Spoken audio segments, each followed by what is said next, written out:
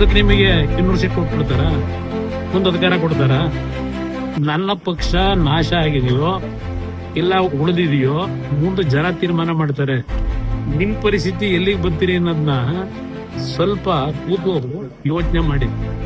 ಏನೇನ್ ಮಾಡ್ತಾ ಇದ್ದೀರಿ ಇವತ್ತಿ ರಾಜ್ಯದಲ್ಲಿ, ನಿಮ್ಮನ್ನು ಎಲ್ಲಿ ತಗೊಂಡೋಗ್ತಾರೆ ಜನ, ಅದ್ ಸ್ವಲ್ಪ ಯೋಚನೆ ಮಾಡ್ಕೊಳ್ಳಿ. ನನ್ನ ಪಕ್ಷದ ಬಗ್ಗೆ ಯೋಚನೆ ಮಾಡಬೇಡಿ. ನನ್ನ ಪಕ್ಷದ ಕಾರ್ಯಕರ್ತರು ಯೋಚನೆ ಮಾಡ್ತಾರೆ, ಈ ಪಕ್ಷ ಉಳಿಸ್ಬೇಕು.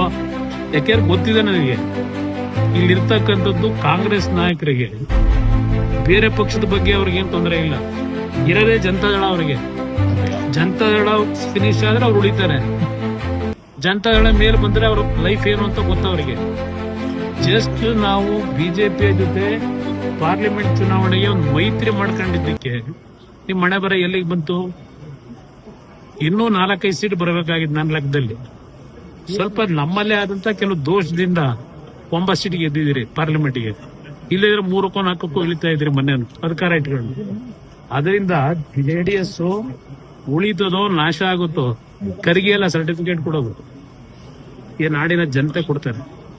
ಅಲ್ಲಿವರೆಗೆ ಕಾದ್ ನೋಡಿ. ಸರ್, ಒಕ್ಕಲಿಗ ನಾಯಕತ್ವ ಅವರ ತುಳಿತಿದ್ದಾರೆ. ಸ್ವಜಾತಿಯವರ ಯಾವ ಒಕ್ಕಲಿಗರು? DK ಶಿವಕುಮಾರ್ ಅವ್ರನ್ನ ನಮ್ಮ ಸಮುದಾಯದವರೇ ತುಳಿತಾ ಇದ್ದಾರೆ ಅಂತ ಸೇವಾ ಕೊಡ್ತಾ ಇಲ್ಲ. ಕೆಲವರಿಗೆ ಜನ ಬೇಕು, ಕೆಲವರು ಬೆಳಗ್ಗಿನ ಸಾಯಂಕಾಲದವರೆಗೂ ಹಣ ಊಟಿ ಮಾಡಬೇಕು ಅಂತ. ಜನ ಬೆಂಬಲವನ್ನ ಇವತ್ತು ಯಾವ ರೀತಿ ಪಡಿಬೇಕು ಅನ್ನೋದಕ್ಕಿಂತ ಹೆಚ್ಚಾಗಿ ಕ್ಷಣವು ರಾಜ್ಯದ ಲೂಟಿ ಮಾಡತಕ್ಕಂಥ ಕೆಲಸ ಮಾಡಬೇಕು. ಜಾತಿ ಹೆಸರಿನಲ್ಲಿ ಬೆಂಬಲ ಕೊಡ್ತಾರ? ತಲೆ ಹೊಡೆದು. ಯಾಕೆಂದ್ರೆ ಪಾಪ ಯಾರೋ ಹೇಳೋರೆ ಅವ್ರ ಗಮನ ಇರ್ಬೇಕಂತ. ಕುಮಾರಸ್ವಾಮಿ ಬಂದು ಬಾಯಿ ಚಪ್ಲಿಕ್ ಮಾತಾಡ್ತಾರೆ. ನಾನು ಬಾಯಿ ಚಪ್ಲಿಕ್ ಮಾತಾಡಲ್ಲ. ನಿಮ್ಮ ಹಲವಾರು ಅಕ್ರಮಗಳ ಬಗ್ಗೆ ಜನತೆಗೆ ಏನು ಮಾಹಿತಿ ಕೊಡ್ತೀನಿ. ನನ್ನ ಮತ್ತು ಜನತೆಯ ನಡುವೆ ಸಂಬಂಧ ಬೆಳೆಸ್ಕೊಳ್ಳಿಕ್ಕೆ ನಿಮ್ಮ ಅಣ್ಣ ತಮ್ಮಂದ್ರದೇನು? ಬೆಳಗ್ಗೆ ಎದ್ರೆ ಯಾರು ತಲೆ ಹೊಡೆಯಬೇಕು, ಯಾವ ಭೂಮಿಗೆ ಫೆನ್ಸಿಂಗ್ ಹಾಕ್ಬೇಕು, ಯಾವ ರೀತಿ ಅಕ್ರಮವಾಗಿ ಸಂಪಾದನೆ ಮಾಡಬೇಕು, ಇದಕ್ಕೆ ಜನ ನಿಮಗೆ ಬೆಂಬಲ ಕೊಡ್ತಾರ? ನಿಮ್ದೊಂದು ರೀತಿ ಚಪ್ಪಲ, ನನ್ನೊಂದು ರೀತಿ ಚಪ್ಪಲ.